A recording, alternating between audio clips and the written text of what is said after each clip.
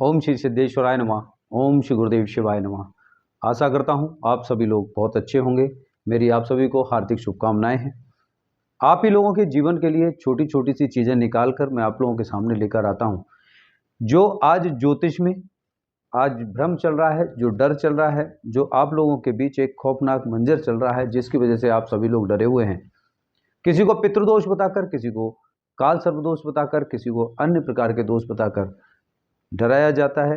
वो लोग डर जाते हैं और वो समाधान भी नहीं करा पाते। 20,000, 50,000, 1,00,000 लेकर भी आप लोगों का पितृदोष समाप्त नहीं होता। आखिर ऐसा क्यों? आज मैं आपको जड़ से पितृदोष जैसी समस्या को खत्म करने के पुनः मैं ये उपाय दे रहा हूँ। इनमें से कोई सा भी उपाय आप कर सकते हैं और पितृ आपके हैं, आप ही के पूर्वज हैं और आप उन्हें मनाएंगे तो निश्चित रूप से वो मानेंगे, नाराज नहीं होंगे, क्योंकि आपने ऐसा कोई गुनाह नहीं किया है। यकीन मानिए, विश्वास रखिए परमात्मा पर और अपने कर्मों पर निश्चित रूप से।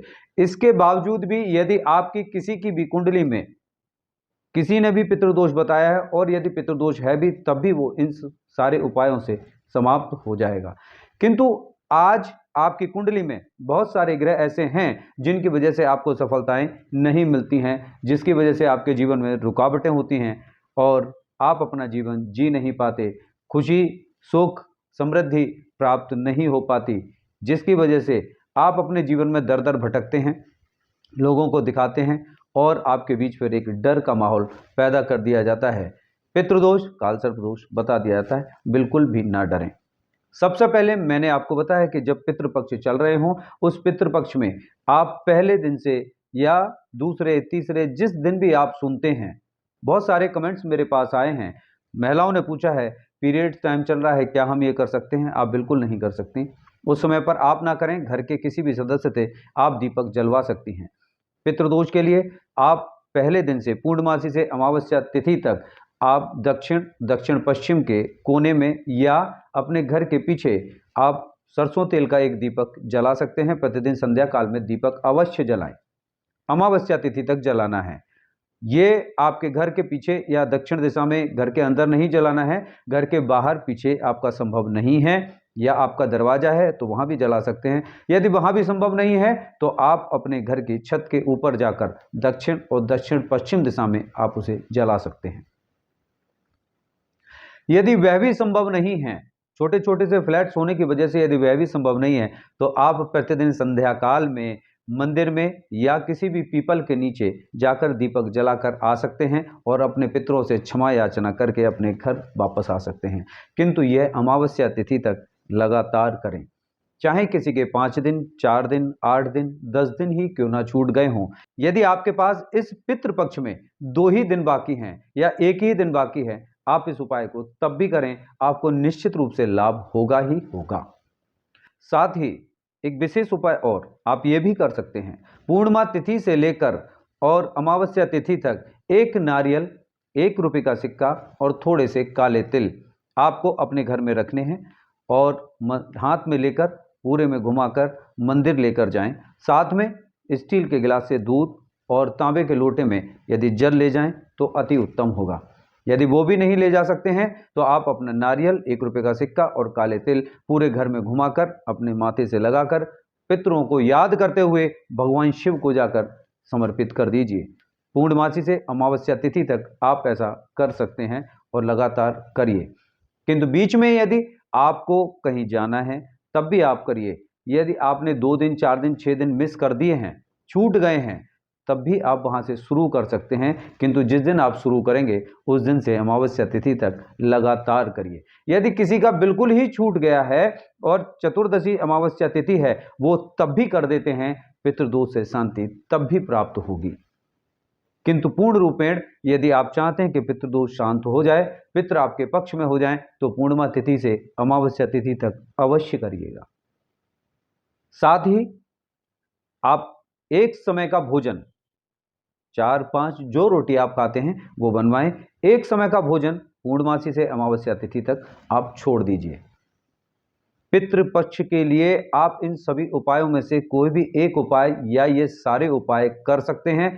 मैं लिखकर दे सकता हूं कि निश्चित रूप से आपके जीवन से पितृदोष जैसी समस्या 100% समाप्त हो जाएगी और आपको निश्चित रूप से उसका फल अवश्य मिलेगा।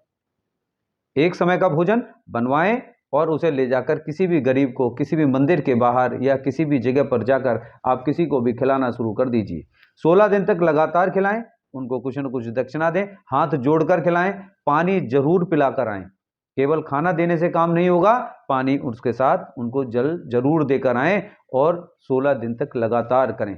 उस समय पर आप भोजन ना करें, चाहे आप अपने दोपहर का भोजन देकर आएं या शाम का भोजन खाएं या ना खाएं, एक समय आप अपना भोजन त्याग दें, किंतु एक समय का भोजन आप उनको देकर आएं। निश्चित रूप से आपके जीवन में एक जगह नहीं, कई जगह आपको इसके फल देखने को मिलेंगे और मिलेंगे भी। ये आप करके देखिए। आप इनमें से कोई सा भी उपाय करते हैं, लेकिन साथ ही आप पूर्णमासी से अमावस्या तिथि तक आपके पितरों की कोई सी भी तिथि क्यों ना हो, किंतु अमावस्या तिथि तक आप किसी भी दिन किसी भी गंगा स्नान करने के लिए उस स्थान पर जाइए। जहां भी गंगा है वहां आप चले जाएं, जहां भी आपके पितरों का स्थान होता है, जहां पितरों की गंगा आपके समीप पड़ती है, वहां जरूर चले जाएं। आप पूर्णिमासी से अमावस्या तिथि के बीच में किसी भी एक दिन जाएं, अपने घर से सब्जी पूड़ी बनवा कर लेकर जाएं। नहा धोकर स्नान करके आपको जाना है, सब्जी पूड़ी बनवा कर लेकर जाना है।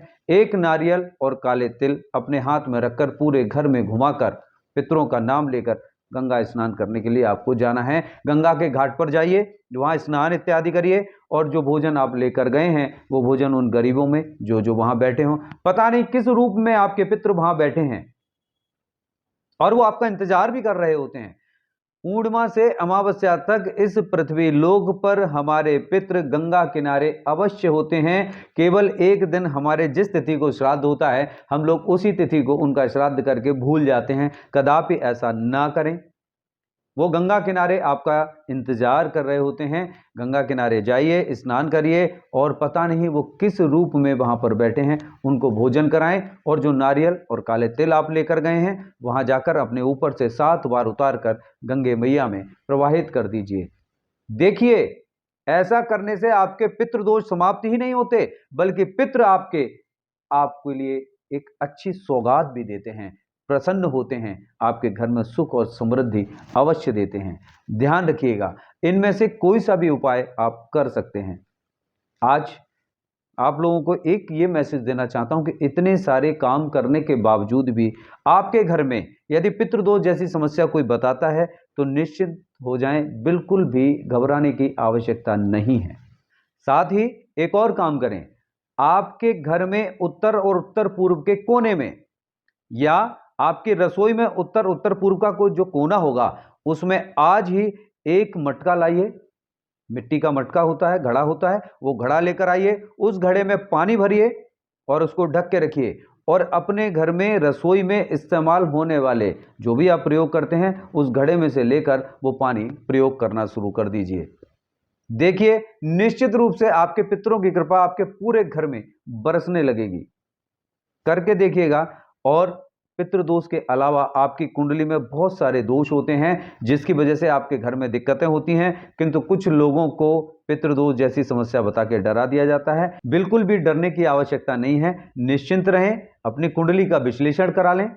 अन्यथा आपको जो उपाय बताए हैं ये आप अवश्य करिए। आपको इसी को करने से निश्चित रूप से पितृदोष और पितरों की कृपा में आपको लाभ अवश्य मिलेगा। ओम श्री सिद्धेश्वराय नमः। आप सभी को हार्दिक शुभकामनाएं।